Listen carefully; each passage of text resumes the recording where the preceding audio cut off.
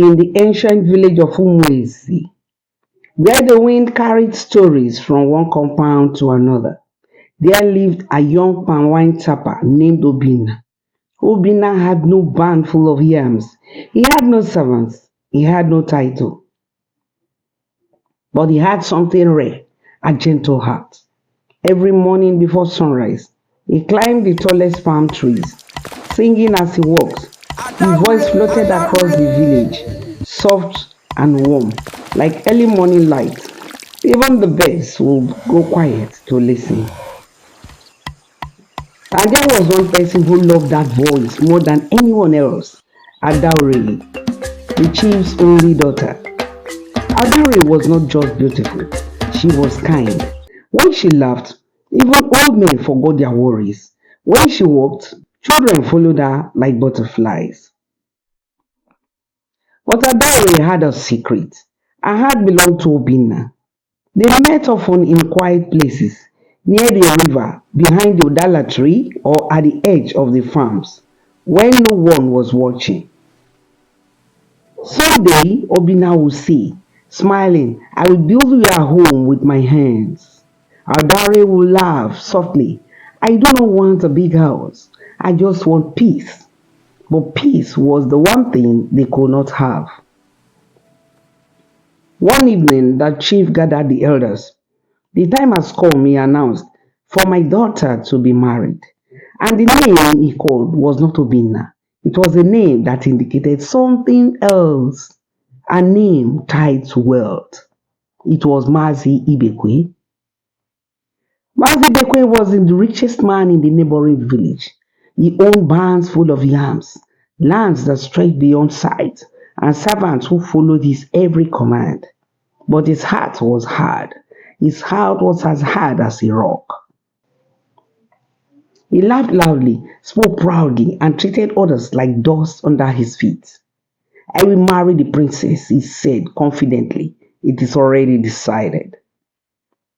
When Adaure heard the news, her world fell apart. She fell silent. That night, she went to her mother, tears filling her eyes. Mother, I cannot marry him, she whispered. My heart belongs to another. The chief's wife looked at her daughter for a long time. Then she made a decision.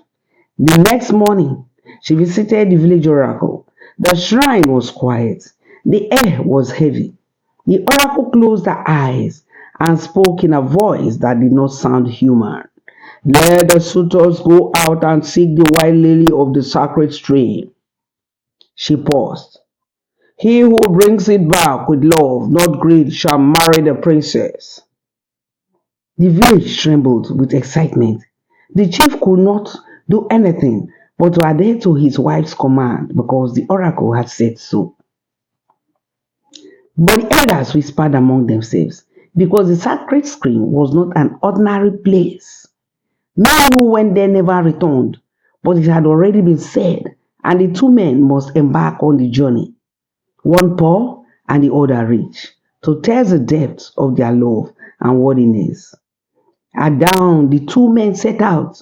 Mazi Bekwe rode with confidence, dressed in fine clothes, followed by servants carrying food and gifts.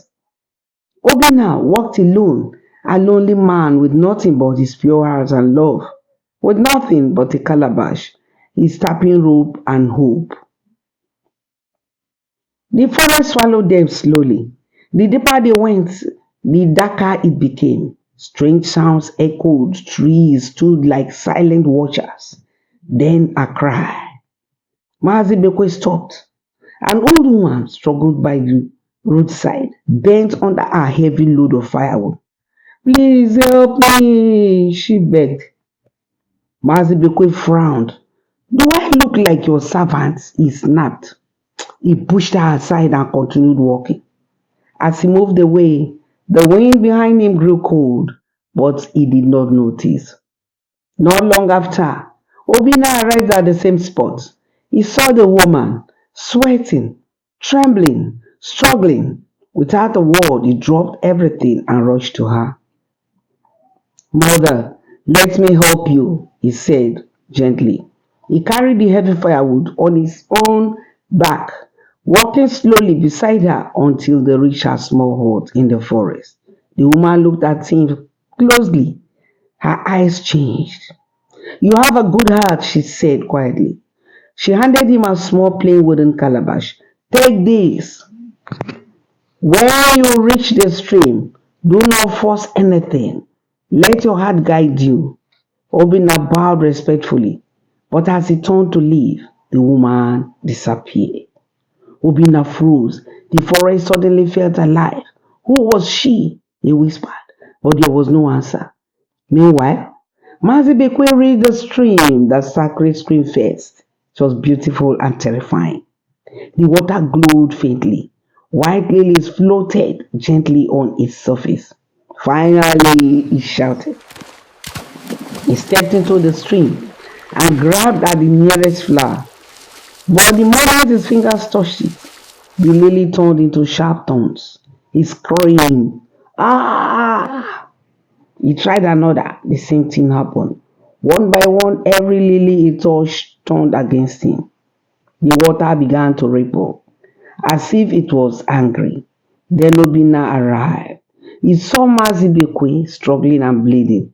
He did not laugh. Instead, he said, Come out, you are hurting yourself.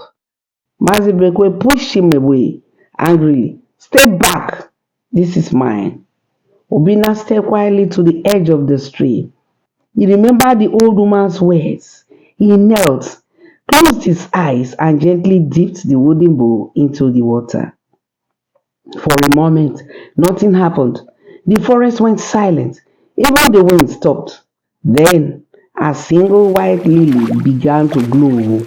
Slowly, softly, it floated across the water and rested inside the bowl. Mazikwe stared in shock. How? He shouted. But Obina whispered, I did not take it, it came. As they turned to leave, thunder rumbled in the distance. The stream darkened. A deep voice echoed through the forest. Only a pure heart may take what belongs to the spirits. Mazi trembled. Mazibekwe trembled. For the first time in his life, he felt fear. When they returned to Umu-Eze, the whole village gathered. Mazibekwe stepped forward first, angry and ashamed as he sat down. It is trickery, he shouted. This poor man cheated. The crowd murmured. All eyes turned on Obina. Obina said nothing. He simply placed the wooden bowl with the lily before the chief. Inside it, the white lily glowed like moonlight. The air became calm, peaceful. Even the elders felt it. The chief stood slowly. He looked at the flower, then at Obina, then at his daughter, who was holding back tears.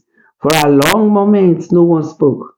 Then the chief said, Wealth can fill a barn, but it cannot fill a heart. He told Obina, You have brought not just the flower, but peace. Adari ran forward, tears of joy streaming down her face. This time, no one stopped her. And so, under the great Udala tree, Obina the Palmwine sapper married her dowry, the princess of Umu-Eze. The drums played, the village danced, and even the wind seemed to sing. But the elders would later whisper something strange. On certain nights near the sacred stream, a soft voice could be heard singing, and harder sounds will always be seen.